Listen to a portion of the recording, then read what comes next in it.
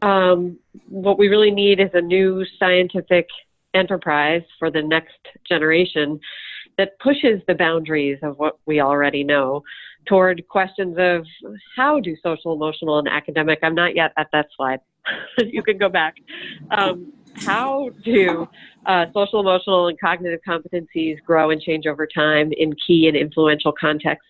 Do strategies and practices work in the real world conditions of children, parents, educators, and communities today? Why are some approaches or strategies more effective, more or less effective than others?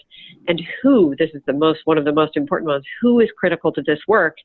And what's needed to put in place to make the work truly integrative between research and practice? And so ultimately, we're hoping that this next document pushes what we know and articulates what we need to know to really truly bridge the gap between research and practice. So if you go to the next slide, the way that next document is organized, and I should say that we are going through another set of revisions, and as Linda suggested, it will be presented in more detail on July 31st. But we organized the document into three big categories. The first category is really articulating some core principles for how research and practice get done together. And those core principles, I remember there being 7 of them, articulate core ideas that help bridge the connection between research and practice. For example, using theory of change as a blueprint for work in both areas, articulating very precisely what we're focused on and what it looks like in child and adult behavior in the real world, and so on. That section of the report is followed by illustrative research questions for the next generation, and those are organized into the 5 domains that you see listed on this slide, starting with what matters when and how does it vary, how does embedding social, emotional, and academic learning into classroom settings matter, how do schools contribute to holistic student development, what is the role of adults, what is the role of districts and other macro systems. And in each of those sections, we kind of do a very brief summary of what we know, and then we say, what's next? And we identify a set of research themes and illustrative questions that go with them. And in all cases, you'll see when you read the document that this set of themes and illustrative questions have the goal of informing and strengthening educators' practice in classroom, schools, and other learning settings. So if you go to the next slide, you'll see an example from the section that's focused on classroom settings, and this is the section that highlights what's next in this domain. And there are a number of themes that we view as important to address, and then each of those themes has a set of illustrative research questions. The third major section of this brief, if you go to the next slide, focuses on recommendations for a new research paradigm in this next generation research agenda. And in that section, we articulate 2 enduring challenges that we think this next generation of work can address. The first challenge is that researchers tend to build knowledge, but knowledge and evidence do not reliably inform meaningful changes in school practice or design. The second enduring challenge is that teachers, school leaders, district administrators, and others search for help and guidance, but can't access the information they need in a form that actually helps them. So we develop in the document a set of recommendations for a new paradigm for bridging research and practice that has as its core 3 elements. A shift in who constructs knowledge, how different questions are prioritized, and how knowledge is shared. And in our view, these suggestions or recommendations for a new research paradigm really transform how we think about doing research, deeply connected to practice in a way that is completely transactional and bidirectional. And that's it. I think that's all I'll say. Do people ask questions now? No. So if someone has a pressing question, we would absolutely entertain it. But what I'd like to do is spend our time on questions on the practice. That's the area that we're digging deeply into. But if you could use the chat function, that would be great. We're going to torture you, Stephanie, on July 31st. You and Camille. When we dig deeply into the next draft of the research agenda then. Okay? Okay, great, thanks. All right, thank you so much, Stephanie. Okay, so now we're going to shift to, I'm sorry, just go ahead. No, you go. Okay, so now we're going to shift to Jean Wilhoit, who's going to take us through the policy recommendations. I'm testing for reception. Are you receiving me? Yes, we are. Okay, great. Go to the next slide. I think that's just an overview slide. I just want to acknowledge these 9 individuals that have been working with Bridge and me over the last few months. They're brilliant and thoughtful and learned folks, and every day they influence this report that will ultimately result in some policy recommendations. Next slide gives you a sense of how we're beginning to organize our work. First of all, we're trying to build, hopefully in this policy recommendations that you received, there is a compelling case for shifting policy to support social, emotional, and academic development. And we tried in this rationale to make sure that it was based on the work of both the distinguished scientists and the distinguished practitioners. Hopefully, what comes out of policy follows and is consistent with and aligns with, and more importantly, does not compete with the cases that were developed by both those groups. Something that we're looking very closely with. Secondly, we've tried to build a case, a sense of urgency in this document that follows this idea that we are now grounding ourselves in a national consensus that each child must learn, each child must be supported at higher levels, prepared for life. So that's the case that we've tried to build in the policy document, something that would cause folks to gather attention around this and to begin to take action around it. Secondly, we were mindful of the landscape, the shifting sands of federal and state policy that, and state and local relationships that are still emerging, but fairly clear. So the focus of this is on state and local development. It is an attempt to bring together policy and practice. It brings on new responsibilities for states to support innovation. It clearly anchors our plea in the idea that the action for this work is at the community level, that it's anchored in this ecosystem of education, beginning with the student, the environment directly around the student, and those supporting entities around it. We even put a diagram in there that hopefully helps build that case. And then finally, on the how, we make recommendations in 4 areas. These are what we think are high leverage points that can provide the best advantage, that can promote, that can advance social, emotional, academic development. That they are anchored, again, as I said early, in science and in practice.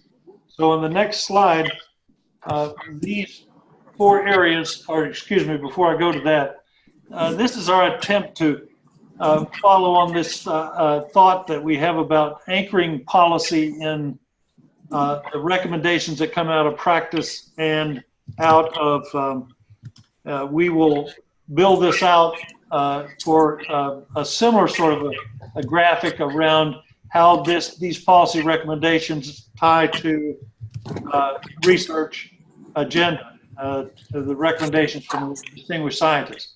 But again, as you look from right to left and from bottom to top, you can see that we've made an attempt to tie very directly to the recommendations that come out of the work of the practice agenda, all the way from setting a vision all the way through the process of building the kinds of structures that are necessary to promote good practice. We will do the same, although it's not present here, for a connection between scientific inquiry and research. Go to the next slide, and then this is the list of the 4 areas that we make recommendations. And under each of these areas, we have a series of strategies that we recommend. We try to present the strategies in each of these areas in a way that they provide inspiration, direction, but at the same time try to avoid the idea that there's only one way to do this and that these are must. We want to create an environment for innovation and idea generation. But those areas are, first of all, beginning with this commitment of folks to a clear vision that is through building both local community and statewide conversations that are broaden the conversation and build consensus, and providing the kinds of structures that enable this kind of vision creation and support. We talk about in here the idea that we need to begin to build continuous improvement for learning environments. We have 5 recommendations or strategies that we think could be undertaken by folks, all the way from supporting local innovation at a state level, building capacity and flexibility at the local level, beginning to create networks of innovation within states, building community partnerships, and expanding our definition of community to provide supports and learning environments. We speak directly to this idea of adult capacity, and when we talk about development, we're talking about both preparation and support of professionals beyond simply those that one might initially think of, that is folks who are based in schools. We include in this a plea for coordination between school and youth development professionals. And we make 4 strategy recommendations around all the way from redesigning programs that licensure to rethinking professional development or preparation programs to moving to mechanisms that connect teacher and school leaders and other professionals to skill development, etc., that all promote understanding of and development of SEAD. And then finally, we make recommendations in the area of aligning resources efficiently and equitably, all the way from asking state policymakers to think about both those issues to looking at ways to reduce fragmentation, to bring about stronger alignment, to look at ways to blend and braid programs that are not now together. And we make a plea for federal review, thoughtfulness, and revision by removing barriers and putting in place some promotional activities. Those are the 4 areas that right now seem to us to be the heavy leverage points. Again, we wanted to provide some guidance and direction by underneath each of those coming up with some strategies that might motivate folks to begin action and give them clearer ideas about what we're talking about. And then the next slide, this final one, we've made some changes based on our last meeting. We've added lots of indications about our strong commitment to equity. We've tried to frame this in a way that pulls us back very directly to this charge of equal outcomes and equal opportunities for all children. And we have attempted to clarify and in many cases expand our language here so that we can bring more of the actors into the conversation. We differentiate state and local roles in the various strategies, but we also mention in here and begin to bring forward lots of other actors and organizations that will be directly referenced. And then we've strengthened some work around alignment, particularly in the section around resourcing that was not included in the first draft. So we are, again, as was said, we'll want to dig deeply into this. We'll make more revisions between now and in July. We are going to do further alignment. We're going to begin to look at some missing issues. We feel like right now this is begging for some exemplars, and so expect us to put some of those into this document to bring it to life and to provide more guidance and bring some compelling cases for action. And we'll ask you then to take a good look at this document. We want everyone to comment back to us. I think we still have some good work, some good advice. We are particularly interested in making sure that we're reflecting the work of the distinguished scientists and distinguished educators. If you have exemplars that you know bring some of this to life, we'd be glad to take those, look at those, and look for ways that this aligns. Any corrective action that you see is obvious as you read through this, we would appreciate some direct comment back to the commission so that we can make those revisions before the July meeting. So I'm going to stop there. Yeah, Jean, this is Jackie. I hope everyone can hear me.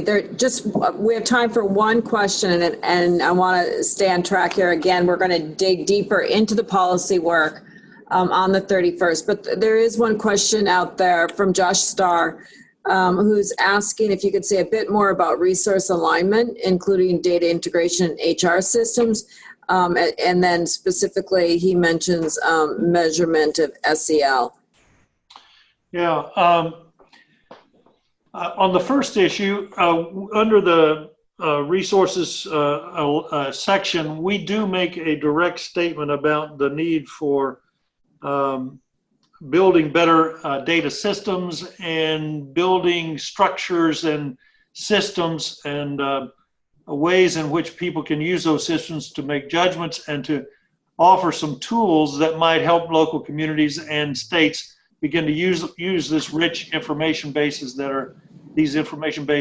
are at this point fairly elementary in their use. And all of that speaks to the capacity of both local districts and schools to begin to build greater strength around what they know about the evidence that they're gathering around individual students and districts around the uses of resources and the results of those uses and making adjustments in the support structures that support local schools. And then for states to build those strong student identifier walls between them and the local districts, but to begin to gather appropriate information that helps them make decisions about how they can better resource and support local schools and districts in the work they're doing.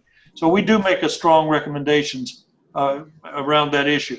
I think on the second issue, we have some good work ahead of us to make clear statements about assessments around clearly what we've come to some general agreement about is that at this point in our history, we probably ought to avoid the idea of high stakes accountability coming out of social emotional learning, that a lot of this resides at the local level, but we'll be a little clearer about those statements in the recommendations in July.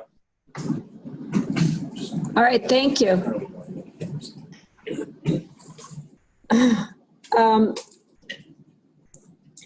Linda's going to hop right back in here if we can unmute Linda.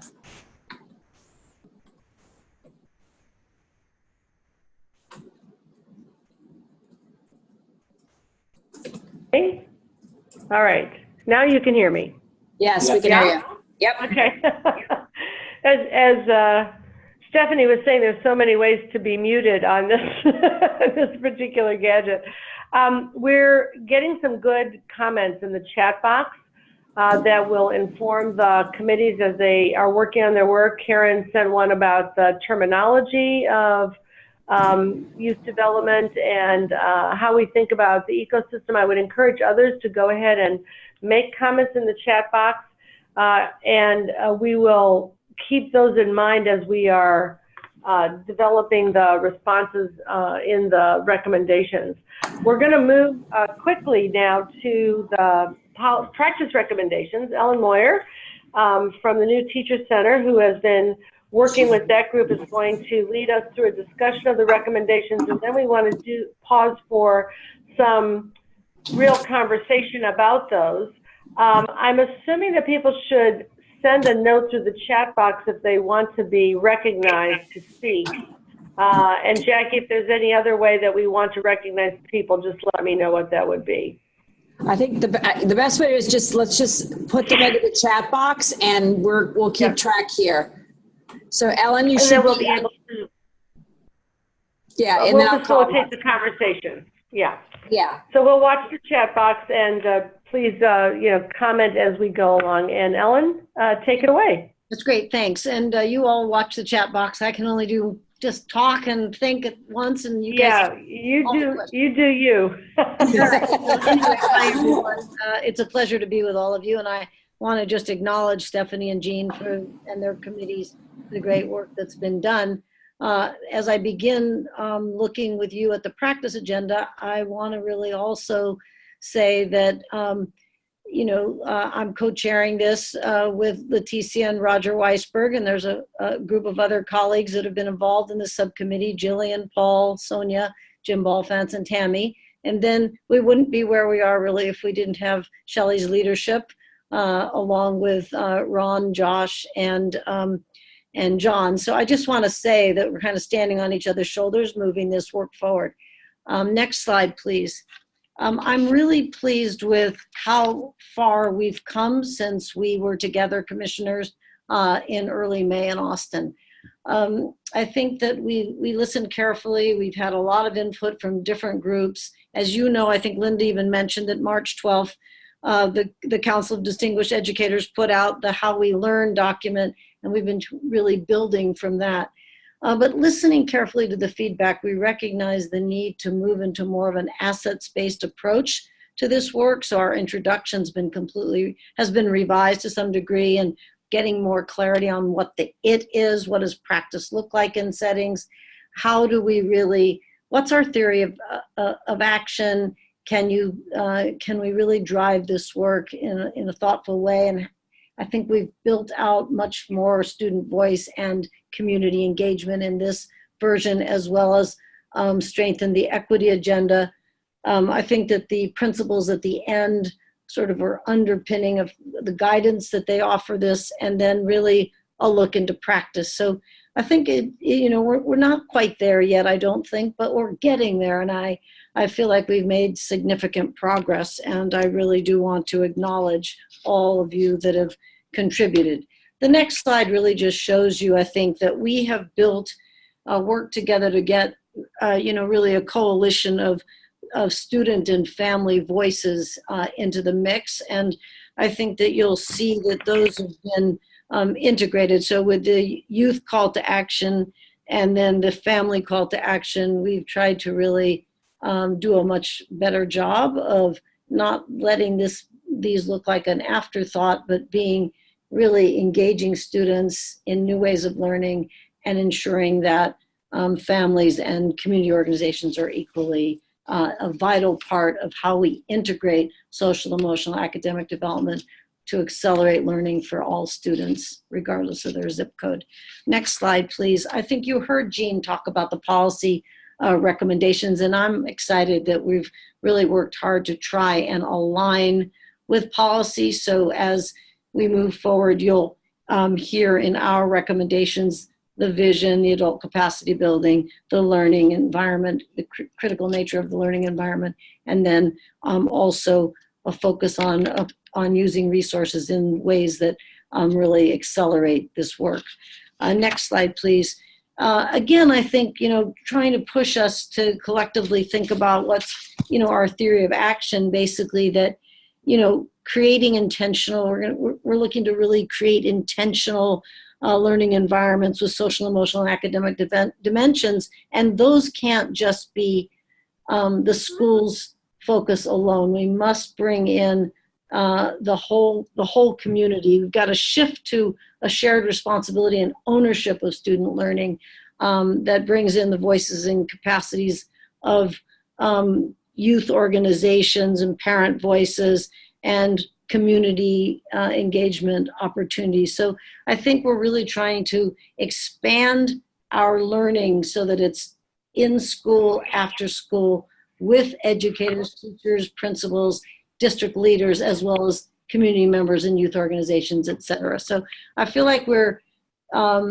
really trying to, I think, take the work to new heights by situating it in communities. So I think we can go forward to the next slide. That really builds on the ecosystem. And then now our recommendations, and again, much like the policy agenda, really a clear vision. So articulating and prioritizing this vision of the whole student, the whole child, and reflecting really the interconnected nature of social, emotional, and academic development. And then teach those evidence-based practices intentionally and ensure that they're integrated throughout the curriculum so that we're leveraging those social emotional capabilities to drive for greater student learning opportunities. The third area is really, again, around the learning environment, both the student-centered approach to learning, both within classrooms and then also in schools and among adults and with students as well. And then our fourth recommendation is kind of combines both resources and adult capacity building, but there's a lot of work to be done to help all educators and all colleagues, actually, in schools and outside of schools, youth organizations and community organizations, after-school colleagues, but really to drive for adult capacity building across all of these groups. And I think, and then really looking at how to leverage the advocacy work and engaging parents and community members, again, in greater K-12, in the K-12 ecosystem or pre-K-12 ecosystem. I think that, so these are our 5 recommendations. Under each recommendation comes a set of strategies that actually, I think, gives us more of the what this can look like, and ultimately, we've got the why, we've got the what. We're going to really look at how also to engage community members in this work and educators. I think the key is not to look at these as 5 separate recommendations, but to see them also as part in a much more holistic way. If you look at the next slide, you can see how these practice recommendations really kind of start to emerge, come alive, and there's really examples of what they can start to look like. So I'll give you a minute to look at this. It's really a vision of how learning happens from the center with the student and much greater engagement across all of these various domains with that intentionality of teaching skills and using those social emotional skills to actually drive learning in content areas and to really scaffold and support and build out that learning community, create the adult capacity, and in an inclusive community really where parents and families, teachers and colleagues are engaged together in ensuring that learning happens. Next slide, please.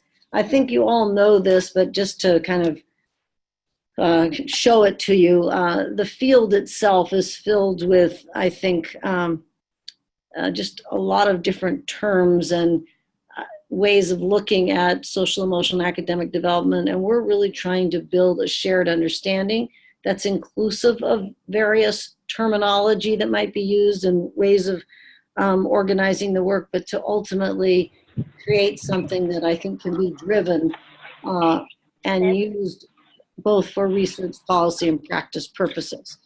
Next slide. Why didn't you go? Oops. So as we look at the practice agenda, I think kind of focusing on the it we're talking about creating learning environments, learning settings that really embrace social, emotional, and academic development. And what are those elements? What do they look like again in practice? How do we know they exist?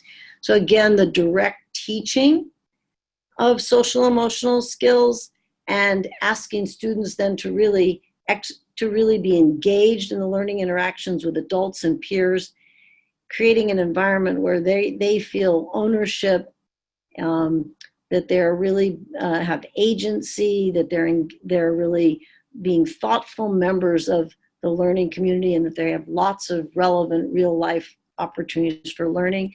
And then that environment has to be created to be safe and caring, and where youth can take risks. And I think that, hang on a minute. And I think that the results then, as you think about it, and you can go to the next slide, because I think the results really are on the right side. You can see clearly that not only are we trying to get our students, that social, emotional, and academic development is going to help our students be successful in college and career-ready opportunities. They'll also be able to be lifelong learners. They'll have access to learning and adult kinds of career opportunities. I think it's really about life and successful moving from school to work to life. So I think this highlights the learning settings on the left, the kind of student experiences I was describing in the middle, and then where our outcomes are on the right side. So I think that this, kind of concludes our update on where we are right now with the practice change agenda. I'm sure there's questions. I've been seeing the orange chat going continually. So I look forward, actually, Shelley, I want to call on you to help in answering some of these questions. Linda and anyone else that would like to, we'd be eager for your help. I think you can see we've come a long way. The visuals that the team has put together really, I think, are compelling, and they go across. I feel like they really go nicely from policy to practice, and from practice to research, or any way you want to go on that spectrum. Thank you. Questions? Great, thank you. We've got a lot of compliments in the chat box on the new graphic and the visual, and we do have some questions. One of them from Maurice has to do with the theory of action. Do we assume that you have to have sort of school, parents, and community all activated, or can you start in different places? Another one from Josh Starr asks about whether there's a link to curriculum as well as pedagogy. Maybe you want to start with those couple of questions, and then we'll bring you some others. Great. So Shelley, do you want to take a stab at where would we start? Are there different places to start, or how do you think about that? Well, the piece itself ends with a statement, and actually, if people look at the conclusion, it says change is necessarily incremental, and it talks about that you start where you have the greatest advantage to start, and then you build from there. You lay a foundation, and you build from there. So, because I think it is a concern, it was a concern that I think we all talked about as we were drafting this, that it's impossible to take all of this on at one time. You can't do it all as an administrator. So you start where you think you're going to gain the most advantage, whether it's adult capacity or bringing in a particular program, and then you build from there. It isn't as elaborate as in the first version of this, but it still tries to make that statement, and maybe that needs to be stronger. Does that address at least that one? I'm not sure the second question, Ellen, that you asked. The second question is about, this was from Josh, I believe, asking about curriculum. Is there a connection to curriculum? Pedagogy. Yeah, what about the link to curriculum and pedagogy? Well, I thought, and I have to say that the drafts have evolved, but that is the section, and particularly the recommendations, I think, around recommendation 2 of teaching students social, emotional, and cognitive skills and linking that to curriculum. So explicitly teaching, embedding it in academic instruction. There's actually even a paragraph in here that talks about going even beyond the academic curriculum, academic subjects, to the extracurricular activities. One of the things that did change, and it would be good to have feedback on this, is that the description of the recommendations themselves is much shorter than it was in the first version. And so it's meant to be succinct. And so it may be that some of the things we went more elaborately into in the first version are not as well addressed in this one, but that's the intent of the short description. And I guess the notion that we could both be infusing social emotional learning in the cognitively oriented curriculum, as well as in social emotional learning curriculum, is probably implied by that. And I think it's there, but it's a question about maybe strengthening the discussion about that.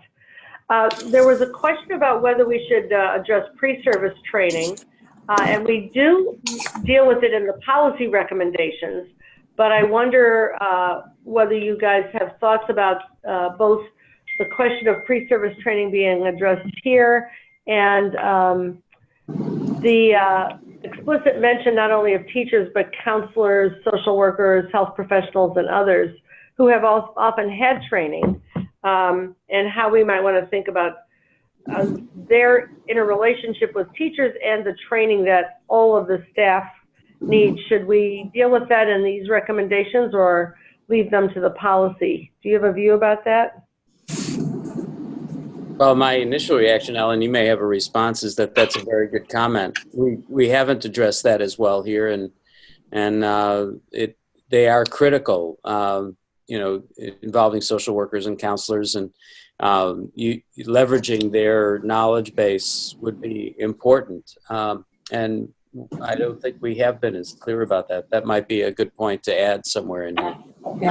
Yeah, I agree with that. And I also actually, if policy recommendations going to come out around pre-service, I would think that we should have something in here that's connected, because every one of the districts that, all districts are going to actually have pre-service candidates in classrooms, master teachers, and learning. So it seems like maybe we might want some connection to them.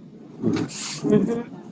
Okay. And the question about tapping the expertise of counselors, social workers, health professionals who may be in the building in some cases is an interesting one about how adults practice together, because quite often we've thought about those folks as dealing directly with students and having a caseload of students, but we haven't thought as much always about how to have professionals sharing knowledge with each other that makes each of the professionals more both aligned and competent in working with kids. I wonder if that might be explicated in this set of recommendations. I think that's a great suggestion. I know that in my district, and I'm sure in others, we have teams that focus on social emotional learning that are diverse teams that include social workers and counselors and others. So it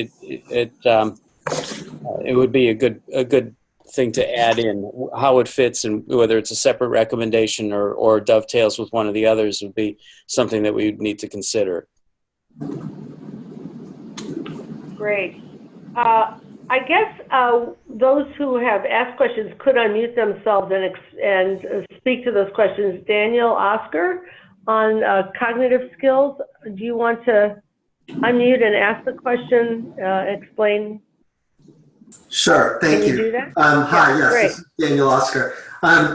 So I think in an earlier version of the drafts of the practice agenda, the second recommendation had cognitive skills highlighted, which I didn't see, I don't think, although I may have missed it on the slide presentation. And then I just noticed that in the research agenda, there's also a tremendous emphasis on cognitive learning, almost holding it up parallel to social learning and emotional learning, but it's largely absent from the practice agenda. The policy agenda. So I'm just wondering how the commission overall is thinking about this set of skills known as cognitive skills, which from what I understand are being viewed as distinct from social skills, emotional skills, and academic skills. And then specifically on the practice side, what accounted for the de-emphasis of cognitive learning from one draft to the next. Great. Do you guys want to speak to that a little bit?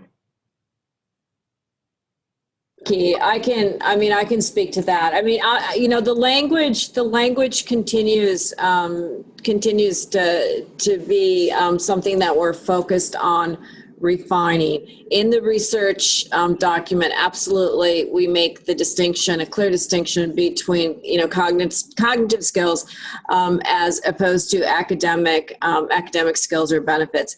In the practice document, we were encouraged to move to more accessible language because it started getting somewhat confusing when we're referring to cognitive skills, because many of the users of what we believe in the educator community may confuse that.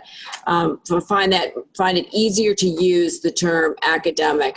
But your point, Daniel, is well taken. And as a final step, when we get through these recommendations and they become rolled up, I think that I think it's fair to say that we'll make sure that we're really clear on social, emotional, and cognitive as distinct from academic. This has come up in a couple of recent meetings with partner groups where they asked us to provide some clarification, as well as among some of the CDS and CDE members. Thank you. So a question that may begin to highlight for us the shift to the change agenda conversation that we'll be making in a few minutes is Aaron Hiran's question about how far do we have to go to meet this vision in practice? Do we have a sense of, kind of where the field is vis-a-vis where we want to go, and perhaps both what the distance is and what the needs are? So this is Jackie again. I love Aaron's question because it's absolutely essential to the next section of the agenda, which is really we're going to dig into, we're not going to dig in, we're going to have an initial sense of the landscape analysis that we're investing in, which is going to start to attempt to actually answer that question. So we can really understand where the capacity exists in the field and where there are gaps or where there are opportunities where we need capacity, but it does not exist. So that is, an absolutely essential question. And I'm not surprised it's coming from our friend Aaron. So if you can stay tuned, Aaron, to the next section, I think we'll start to talk about how we're going to answer that question. Yeah, and Ellen and Shelley, if you have thoughts on it, please feel free to give us your estimate. Yeah, look, I would just say that, school districts and individual schools within districts vary dramatically, and some districts have built out more of a holistic approach, and you can, as we've had a chance to go to Nashville or Tacoma or, to Cleveland, we've seen districts with real strong focus and on the work, and Austin as well. And I think, some of that has been building over the years. I think we see more school environment and classroom environment pieces. We see restorative justice and different aspects of ways of building out classroom management. We see personalized learning happening in places where you see greater student agency, or even in teachers really wanting to get student voice. So it's hard. I mean, I'm eager to hear the next section to think about it with all of you. But I mean, I think it varies. But I think in some ways where this country is today, the work is just so imperative. And I think that there's an openness and an eagerness to really build out the environment where all kids can learn. And I think the time is ripe for this work. Shall you want to add anything on that?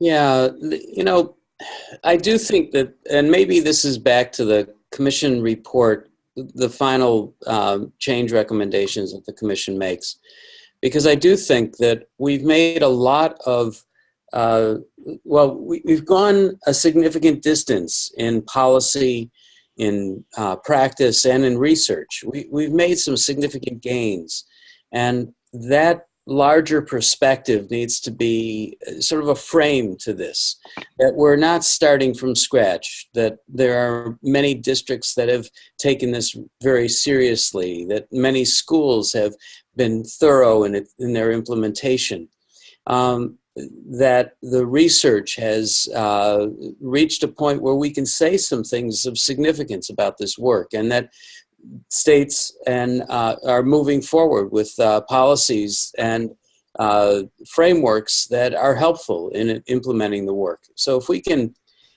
but I'm looking back to you, Linda, as the chair, to say that that's a frame that I think has to give people hope. The report itself has to give people hope, and that hope comes from knowing that there are many people out there who are doing this work, and we're all working together to try to achieve the ends we want to realize. But and some are farther along than others, and hopefully we can learn from the conversations with them. But what we've, and I think what we're really saying is these practice recommendations, just like the CDE report initially, came from our understanding of what is working in schools. What we do know from our experience, this is what so there's a rich base upon which to, and I've said there are many people, many organizations that have real depth. The Committee for Children is one of them. Just to credit somebody who's on the CDE and working with us for a long time. But there are other organizations too that have made terrific contributions to the field, and so somewhere that needs to be noted. Maurice's work, and I mean, there's so many people who've done incredible work around this. So I think, I don't know where it fits exactly, but I do think it's an overarching frame. Yeah. I think so too. Yeah. I agree. And, in the chat box, you guys may be too busy educating us to watch the chat box, but there's been a whole conversation about our schools using social emotional learning seed initiatives in their school improvement plans, and there are lots of people responding, yes, they are, that's actually happening. It's maybe something we want to talk about as part of the practices, and we certainly have a continuous improvement framework as well. So there's a lot to build on, and there's a momentum that is in the field to grow further. In the policy recommendations, we may also want to flag the fact that some states have put school climate indicators and opportunities to learn social emotional competencies and skills into their ESSA plans, either in the accountability or continuous improvement aspects of the work. So I think that's another way to reinforce both where we are and the fact that there's leverage and momentum. So that hopefulness is part of the story.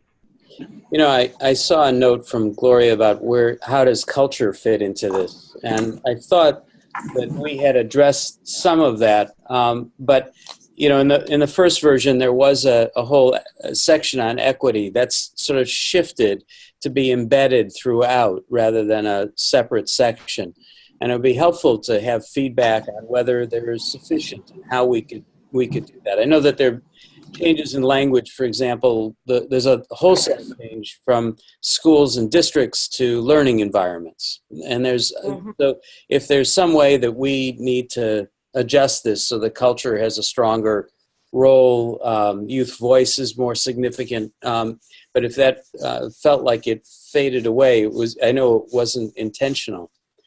I do have a question for feedback, though, and so if I could pose it for the group for a moment. We've been trying to be very asset-based about the approach. And in particular, I know at the commission meeting, Tim said, how do we deal with special education, and particularly, culling out his concern about special education.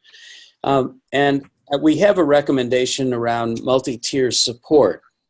And although I'm very much a believer in multi-tier support, I believe that there's an element of MTSS or RTI that is actually a sort of a deficit-based model around fixing kids. It's looking at the student, how can we address that particular student's needs, what resources do we need to align for that student. And there's a whole other field that I've tried to insert on a couple of occasions, which is universal design for learning, which looks at fixing the environment, not fixing the kid. So if, I think about it in very simple terms, a student with dyslexia, to keep giving a student with dyslexia things to read does not help.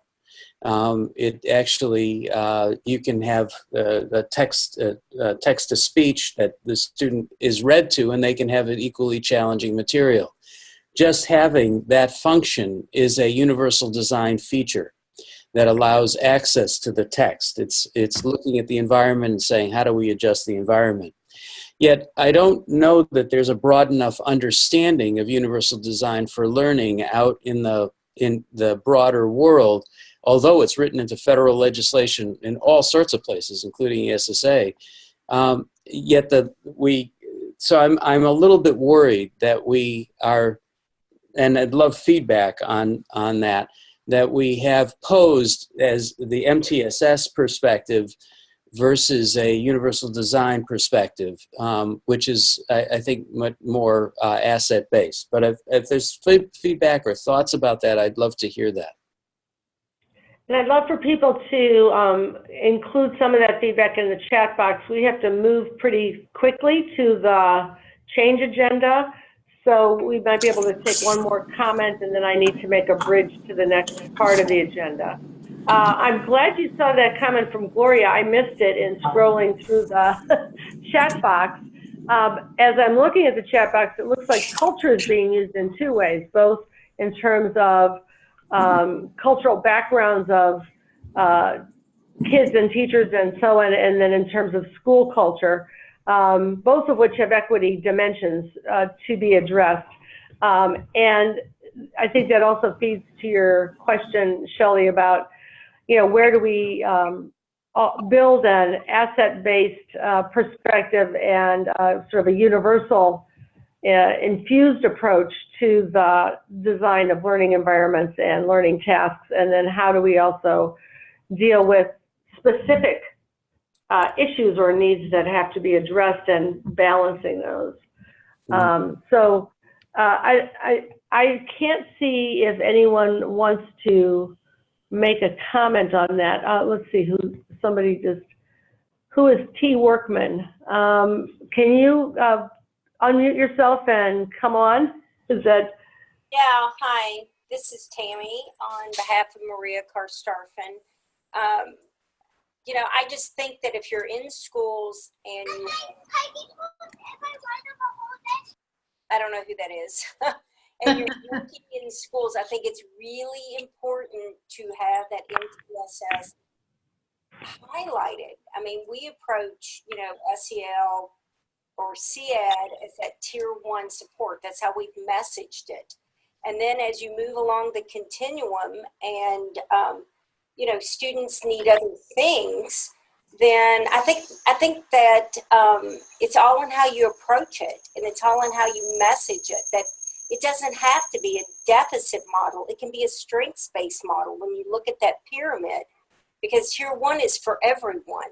So I hope that we keep it in. I just think the messaging will be really important, and I understand, Shelley's concerns, but I'm glad it's there because it is a part of the overarching work that districts who are doing the work and schools who are doing the work, it's part of that umbrella under CED. I mean, all of those different kinds of pieces like, trauma-informed care training and wraparound supports and others. So anyway, my 2 cents. Okay.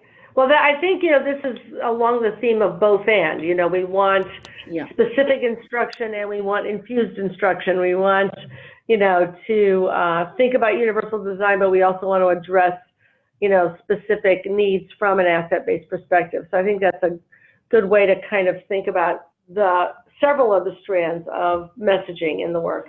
So I'm going to move us now towards the discussion of the change agenda, and just say a word about, before I do that, how we're going to bring the recommendations together.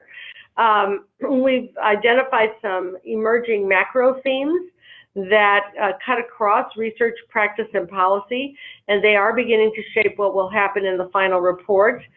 They live at sort of a higher altitude than the specific recommendations, but they will be a connective tissue across the specifics. They include the following: that research and policy are enablers for practice. This may be on another slide that should come up, I'm not sure, but somebody's managing those. We're placing practice at the center of how we frame the recommendations and the final report. And then we want to move the needle in terms of what happens in district schools and classrooms by using policy to support the practice, and of course using research to inform both policy and practice and to push us forward over time. There is sort of a need for a clear and shared vision, and that's now a thread across the recommendations, a vision that defines student success to represent what the science tells us, and the ways in which we can educate the child holistically. Learning environments and settings that are safe and relationship-based are part of this. And we've defined them in different ways across the recommendations, but they have common threads. Adult capacity is a common thread that all the adults in the child's life must be equipped themselves before they can model the skills and shape them for our children. And then resources and partnerships that are efficient in the ways that we can combine and organize the use of resources, equitable, aligned to leverage synergies and field capacity. So these macro themes kind of highlight the through lines across the recommendations as they are emerging at this point. And they are also driving the work of the Change Agenda Work Group, which is being led by Commissioners Jorge Benitez and Jim Shelton. The Change Agenda Work Group has been working to develop an implementation plan for the Commission's final recommendations. It's a big task. We've enlisted the help of the Boston Consulting Group to gather data from across the field, provide analyses that will allow the Change Agenda Work Group and wider Commission to navigate the work and make informed decisions. So I'm going to turn the discussion over to Jim Shelton, who will be introducing our partners from the Boston Consulting Group and helping us with this conversation. Jim? Thanks very much, Linda. I think that you actually said a lot of what's important. One of the main things that we want to make sure happens is that the outcome of this commission is much more than the final recommendations. And that in fact, there is a mechanism by which we're able to continue the work and engage many members of the field, many actors in the field to carry forward. So in that context, we have asked the Boston Consulting Group to survey the landscape of organizations and actors that could play a significant role in supporting the science and the practice and the policy. help us develop perspective about where the leverage points are in those communities and understand if there are any barriers that we need to remove and any supports and levers that we can employ to accelerate their work. And the Boston Consulting Group has playing a leading role in putting this information together for us. And Lane McBride will share some of those findings with you today. Lane?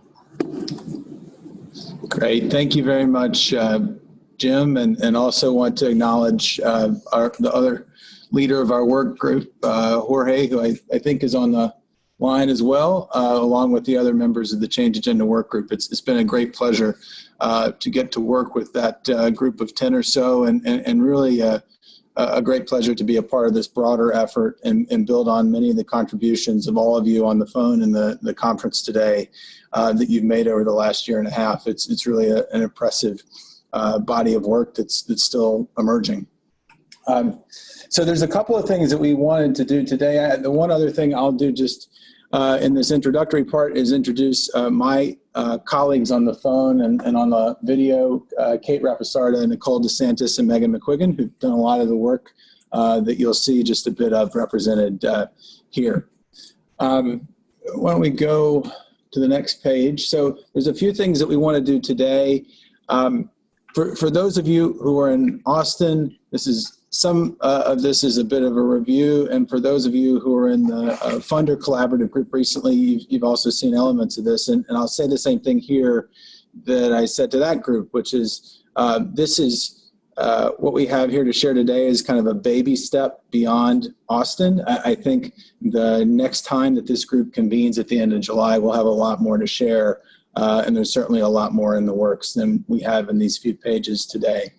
But today we'll talk a little bit, just kind of refresh on the components of the change agenda and talk about where we are in the process. We'll share a draft framework that we've worked together with Jackie and the team here at Aspen and really the broader group that integrates the recommendations and the change agenda in one unifying framework that builds off of the frameworks and individual sections that we've seen already today.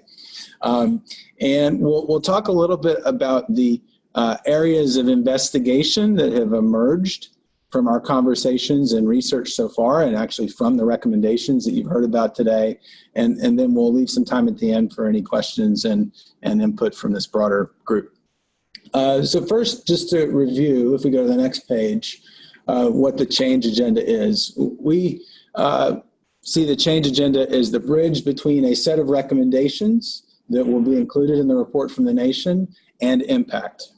So what happens in the middle? And when we think about the work that constitutes the change agenda, it really has two parts. And I think it's, the work group has really emphasized this, and I think it is an important point. The first part of the work of the change agenda is what we've called, was called this before we started, the landscape analysis, which is to say, what is the existing capacity? What are the opportunities and what are the needs in the broader field related to social, emotional, and academic development? There's a lot of really important and good work that's going on, and it's very important that when we think about change, there's not a presumption of a blank slate. There's actually a presumption of a rich ecosystem of activity that we really need to understand. So that's the first part. The second part is, so then what for this group? How can the commission and its partners act through the report from the nation and going forward in light of what the recommendations say and in light of what we've learned about the broader ecosystem that we're operating in and needs and opportunities in the field. So those are the two parts of what we're working on.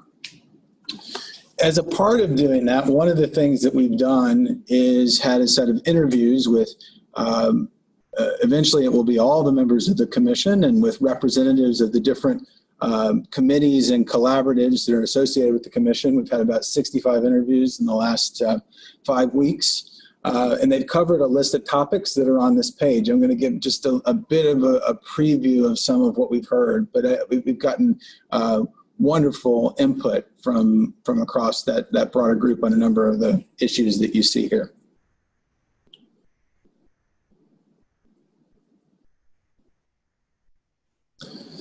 So this page, and maybe we should have put this up a few minutes ago when Linda was talking, because I think the themes that Linda went through are very much represented on this page, which is an integrating framework that puts together what we've been talking about in this conference to date, a vision for children's learning and development, the recommendations that fall into practice, and then those in policy and research which support practice.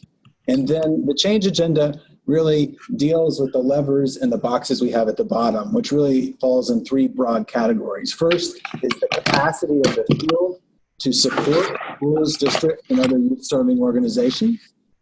Second is activity related to communications, advocacy, and broader engagement. And the third is activities related to aligning and convening and building collaboration in the field. So those are three kind of broad categories of activity that we see as within the scope of the change agenda. So if we go to the next page, this next page just has a bit more detail on this. The boxes on the top of this page should be familiar because they're the subcategories that have been discussed in the sections so far. And then the bottom is a space for implementation levers. And the reason why there's one big box and not a set of little boxes there is because that is the work. The work that lies ahead is to identify what are the key areas of activity that will be needed for the vision that the recommendations represent to be reached. So over these final couple of pages, I want to give the one kind of nugget of additional new content that we're sharing today. If we go to the next page.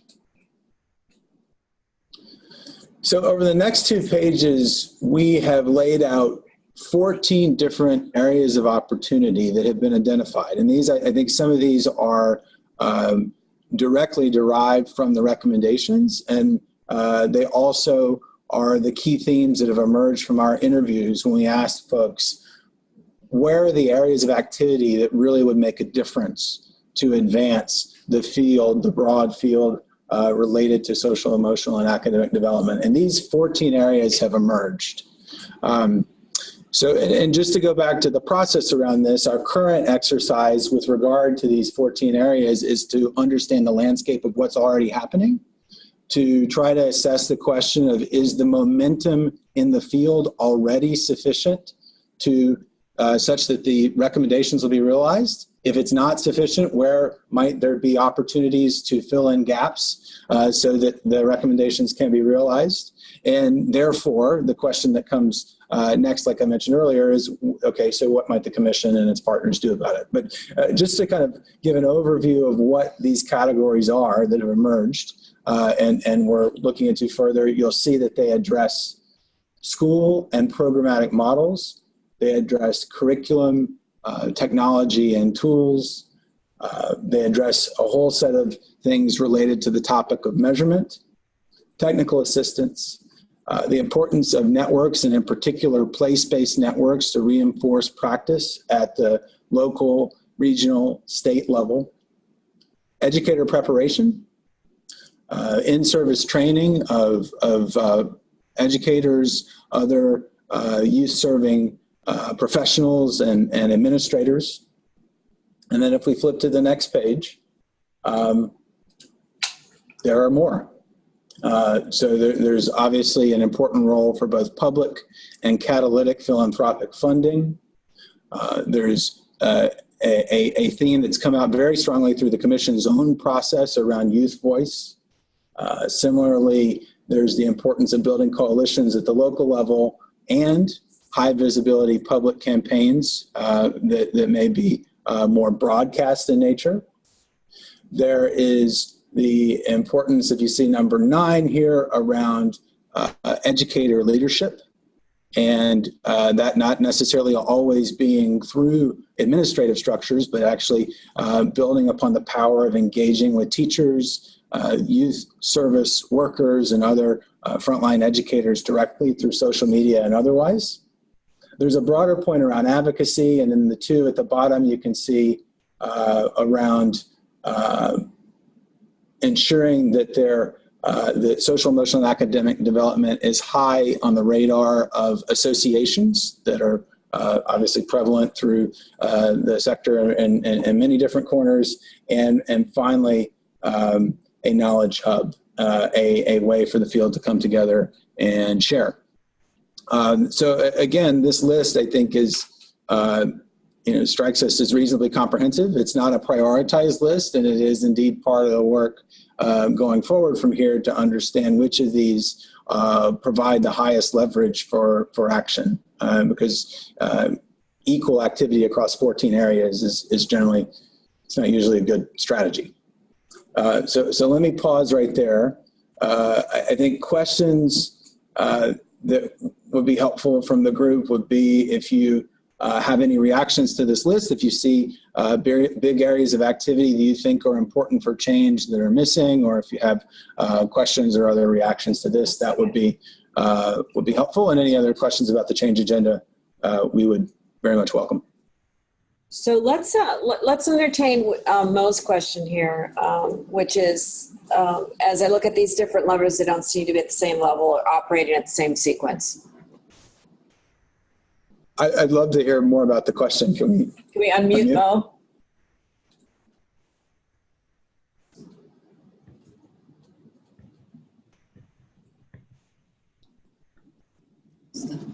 Go ahead, Mo. Hello? Yeah. Okay. So, yeah, so it's basically the idea that all of these 14 things don't represent things that happen within the same time frame. Some are going to be sequentially prior than others.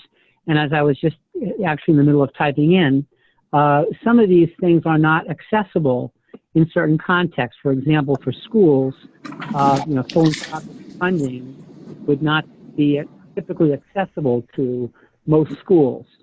And I think the way who would be doing the convening and the purposes of different convenings would not be equivalent. So to me, I'm thinking that as we can identify clusters of levers that will accomplish specific purposes, it might be able to make this feel more tangible than just having the sort of list. And it's not even a matter of absolute priority, because for certain purposes and in certain contexts, different things or sets of things will rise to different levels of priority. Yeah, I mean, so one thought on that. I do think it's important. The frame for these 14 is the field. And I realized I saw a comment about this out of the, kind of looking out of the side of my eye a minute ago. The field is an amorphous concept, particularly when I think you take the sort of big tent inclusive approach that the commission has taken. So I realize there's some fuzziness about what it even means to say the field. But I think the frame for these are areas of activity in support of what is happening in district schools and out of school settings. And it's true. If you're looking at this from the perspective of a district school or out of school provider, you don't necessarily have direct access to all of these things. I think that is right. If we think about what a national commission and a coalition that's built around this work might do, I think these are all areas that are accessible to a national coalition in some way. And so that's part of ultimately what we're working with the work group on is so, what might we try to do in each of these areas or in some of these areas that ultimately makes a difference for learning environments. I would just only make one minor point, and that is that the commission will sunset in December. So I guess my thinking is we would want to have the recommendations focused on the structures that are going to be available in the implementation time frame, as opposed to the present.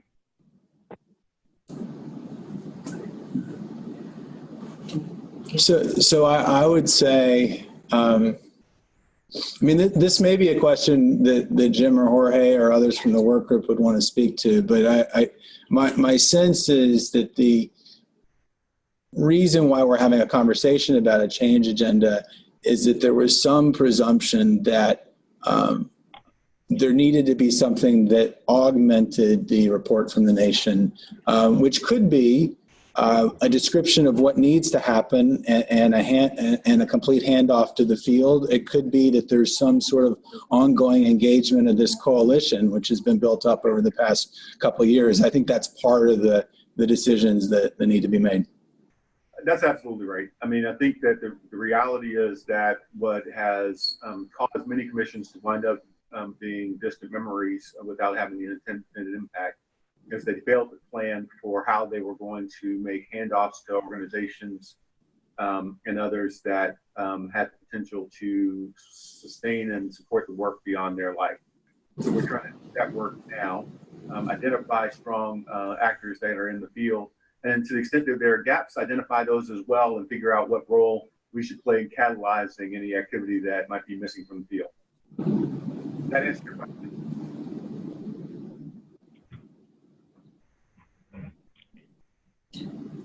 Can we let's jump to Aaron's question regarding we're gonna unmute Aaron. Aaron, your question? About politics? Yes. Oh, well, you know, the section between how a field or many fields or an amorphous field works towards different shared goals and policy. And so it seems to me that you do need to set a tone at the policy level, and therefore you really need a political strategy. And so I guess I was looking at all 14 of these strategies as something, parts of a larger political approach. So I wanted to know what the calculation was. In other words, is it something federal, state? Is it about governors? Is it about incentivizing certain things within districts? So that would be clarifying for me to know, to understand both how we can be helpful, but also, how the incentives get aligned from the classroom all the way up to the policy level. So I don't know if it's a question. Well, I guess the question is there a political strategy or calculation here somewhere? I don't know that I would call it a political strategy, but I think that we are in full agreement with you that what we need to do is identify at every level of the system, whether it be in schools, districts, states, or at the federal level, where the leverage points are, where those are intersect with policy. Clearly, there has to be a recognition of the environment that policymakers operate in and how you implement them. I'm not going to call it a political strategy, but the question is how to engage in the activity. So that's where we are.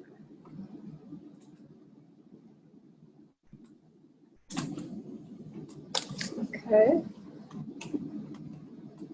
Yeah, and who do we get to carry all that work? I guess that's a bigger question.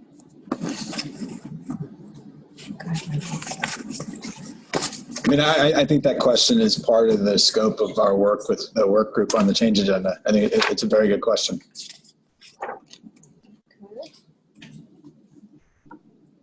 Are there any other, if you can type into the chat box, any other critical questions before we let Lane move to his next slide?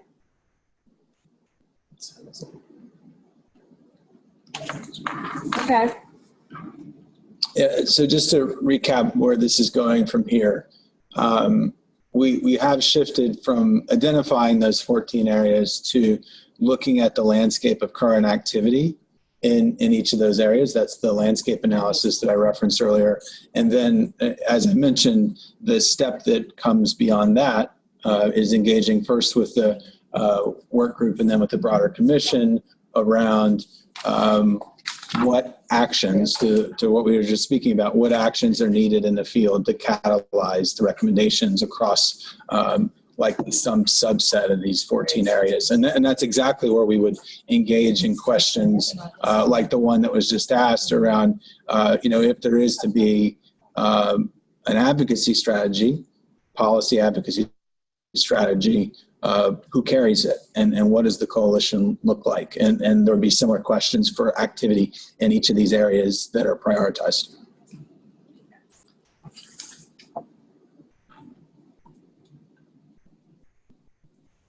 So that's all I have, unless others from the work group have something to add, or if there are other questions. So Jorge, we're having a little bit of trouble. Jorge wants to jump in here. We're having a little bit of trouble unmuting you, I think because you're on the computer. Yeah, I don't have the option. Yeah. So his audio is not connected. if you connect your audio, we can unmute you. I don't know if that's possible. Or Jorge, if you could type in what you want. Or you can type into the chat box.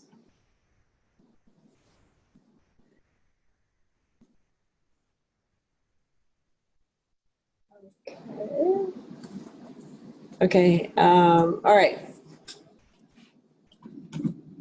Okay, he's off the computer now.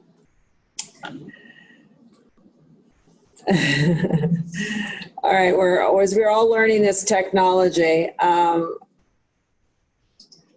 Yeah. Yeah. Okay. So we are going to, well, Jorge, we're going to get Jorge organized here because he has some concluding comments that he would like to make. So, are you going to? Okay. So why don't we? While Jorge's getting organized, Linda, do you want to jump in here and we will make final remarks here. I think Jorge may have to hold his remarks until July 31st. Well, I'm waiting just to give him a chance if he's actively typing away. If we see him pop up, we'll definitely stop. Okay. And Jim Shelton, is there anything else you want to add around the change agenda before we close out? No, I have nothing to add. I just want to thank the team for the work that they put in thus far, and thanks to all the people who've been responding to their calls to help fill in the gaps in the landscape analysis. There will be more outreach, and so just thanks in advance as well to those who are about to get a call. Yes, please take that call and contribute to the process. There's been great work done by the Boston Consulting Group. They've really done a lot of good conceptualizing, quite a lot of landscape mapping, et cetera. And so we'll be hearing more about it and hope everyone will have the chance to contribute. Meanwhile, we're going to move towards the close of this meeting. We have a special treat for you at the end with some videos of Pat Kuehl from the Edutopia project. And if you want to get your popcorn ready for the movies, that's coming in just a second. I want to thank everybody for participating today. It's been an enormous amount of work by quite a lot of people, all of you and many others who've rolled up your sleeves. We really appreciate the entire coalition's commitment and engagement to this work. We look forward to connecting with you again as the Commission continues to refine the recommendations to help all schools and communities support their students' social, emotional, and academic development. Our next virtual Commission meeting will be held on Tuesday, July 31st, so be sure that's on your calendar. But we know that a great deal of work will be done across many work streams in the meantime. And we do want to end with one of the most recent efforts of our communications work stream. We've partnered with Edutopia, as you know, on several projects. One of these is a series of short videos that featured Dr. Pat Kuehl from University of Washington, who was one of our opening experts at the very first Commission meeting in November of 2016. These 2 to 3 minute videos provide a helpful translation of the brain science behind social, emotional, and academic development. And in this particular example, Dr. Kuehl explains the social brain and how learning is enhanced when it happens within a social context. So I'm going to turn this over to our technology experts who are going to make that happen.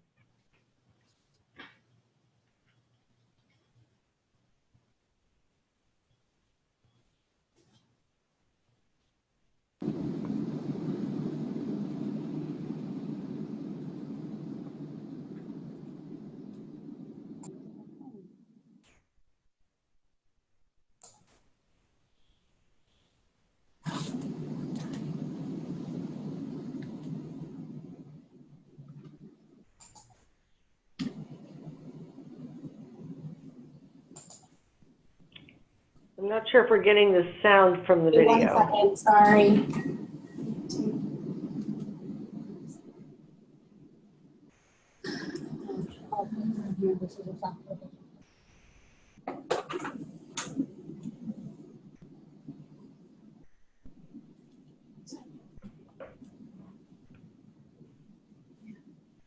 Language, that there's a very important period.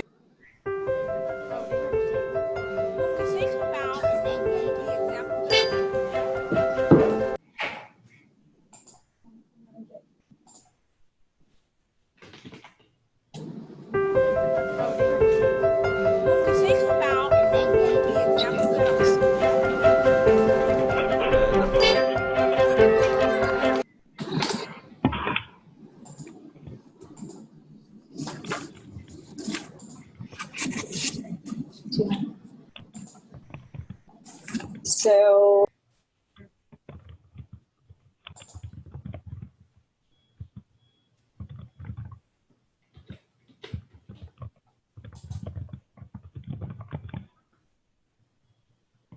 I'm going to share the link with everyone. I do want to call out Edutopia because they've been incredible working with us.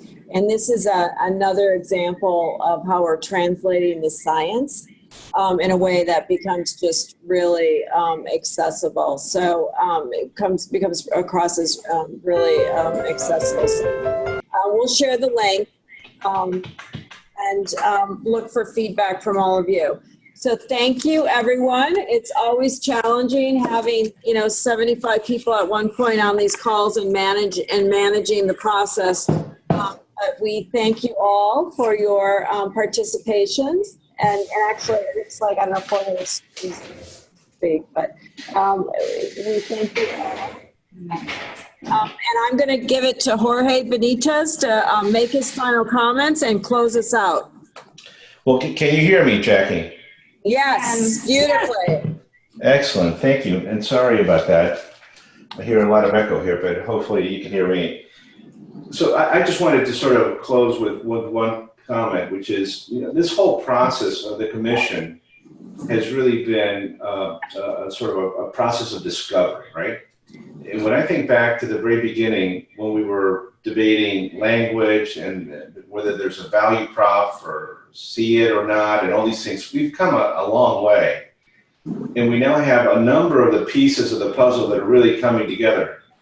And what the Change Agenda team is trying to do, as Jim pointed out, is to frankly bring it all together so that at the end of the day, as the commission sunsets, we have a series of processes and stakeholders that can take this forward so that we can help districts and schools implement this in a variety of ways.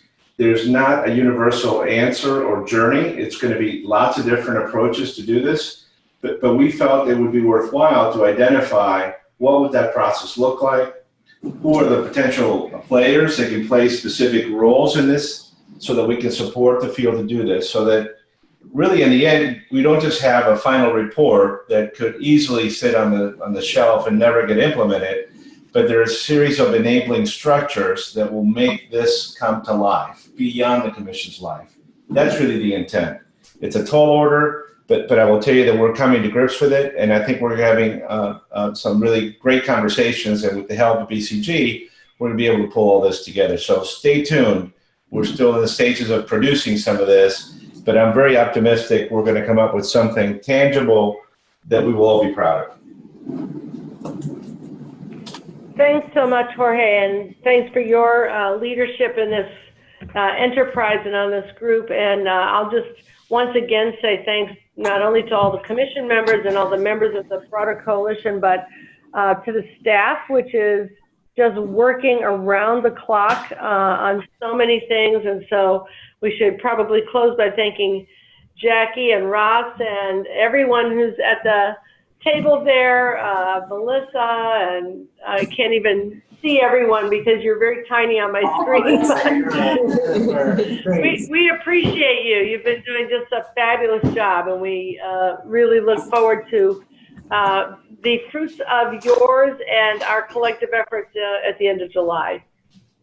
And for those who are going on vacation, Gloria, I want to be with you in South Africa, and others who are going exciting places, have a wonderful vacation in the meantime. Thank you, everyone. Take care. Thank you.